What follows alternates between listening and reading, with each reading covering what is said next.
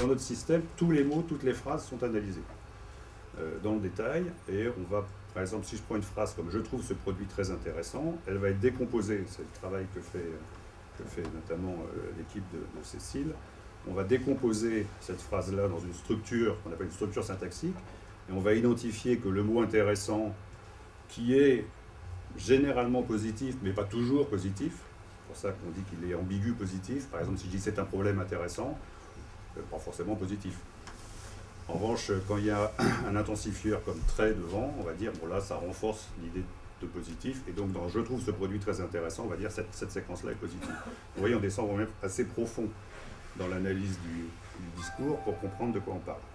Et l'outil vous permet véritablement, plutôt que d'aller chercher au hasard les informations qui vous intéressent, il vous guide, puisque à chaque fois, vous appuyez sur un bouton et il vous redonne le camembert des différentes thématiques principalement traitées à cette heure-ci sur Internet. Une autre façon de présenter les choses, c'est des tag clouds.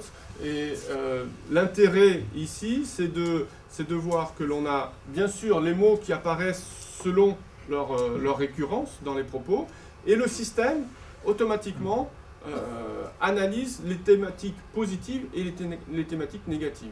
Est-ce que vous le chiffrez qu'on a 70% d'opinions positives et 25% de négatives, et on peut en suivre l'évolution?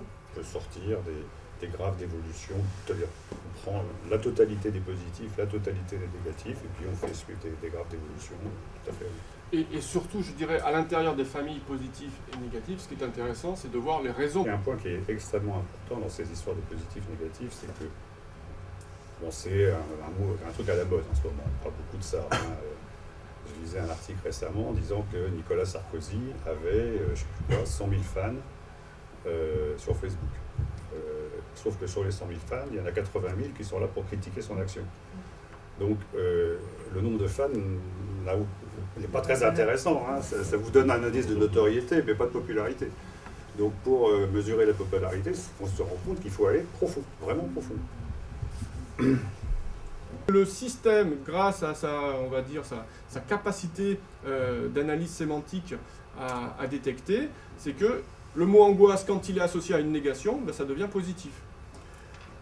Plus sophistiqué, c'est que le mot angoisse, quand il est associé à un verbe tel que calmer, va devenir positif. Là aussi, c'est tout l'intérêt de cet outil, c'est qu'il permet véritablement des analyses sémantiques assez fines par rapport à ce qui se pratique aujourd'hui. À l'échelle d'Internet, on transforme Internet comme un terrain d'études qualitatives, et c'est, me semble-t-il, absolument passionnant.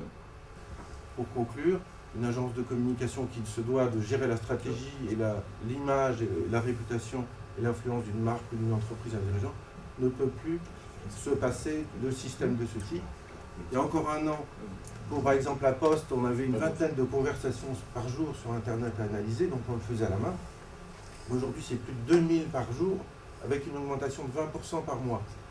Donc si on n'a pas un minimum d'outils pour accélérer ce temps d'analyse et de recherche, c'est plus la peine.